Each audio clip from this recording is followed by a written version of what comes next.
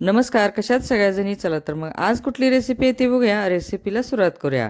तर आज इथं मी रेसिपी कुठली बनवणार नाही, तर मी आज इथं दुधापासून दही बनवणार आहे.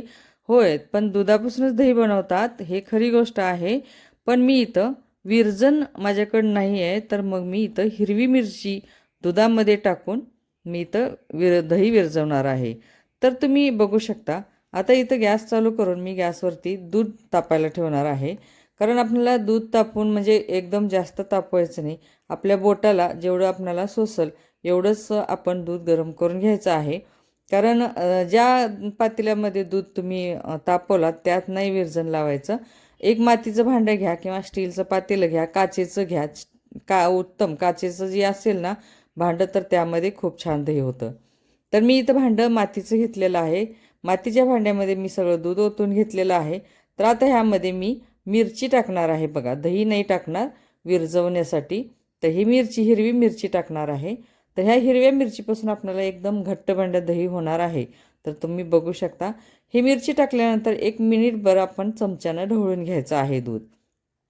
परत रात्री आपल्याला हे वरती प्लेट झाकायची आहे. त्यावरती पातेलं ठेवायचं आहे.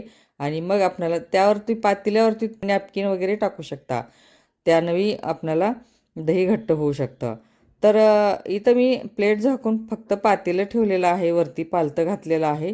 तर आता हे पातेलं आणि हे दही आतमध्ये आपोआप होतं. मिरचीपासून मी दही बनवलेलं आहे. बघा, तुम्ही बघू शकता. आता दुसऱ्या दिवशी सकाळी आपल्याला हे पातेलं वरती काढायचं आहे आणि उघडून बघायचं आहे. तर इथं बघा, बघू शकता मी घेतलेलं आहे. हे दही कसं मस्त झालेलं आहे बघा. आता वरती प्लेट होती ते काढून घेऊया आणि मस्त आपल्याला चमच्यानं बघायचं आहे की हे दही झालेलं आहे का नाही. तर त्यामधली आता मी मिरची काढून घेणार आहे. मिरची काढून प्लेटमध्ये टाकूया आणि मस्त वाटीमध्ये आपल्याला हे दही काढून घ्यायचं आहे. तर बघा, बघू शकता एकदम घट्ट बंड्या दही झालेलं आहे. कारण ह्यामध्ये मी दह्याचं विरजण टाकलेलं नव्हतं. हिरव्या मिरचीपासून दही बनवलेलं आहे. आजची एकादशी आहे ना, तर आजच्या एकादशीसाठी हे मिरचीपासून दही बनवलेलं तुम्हाला आवडलं का?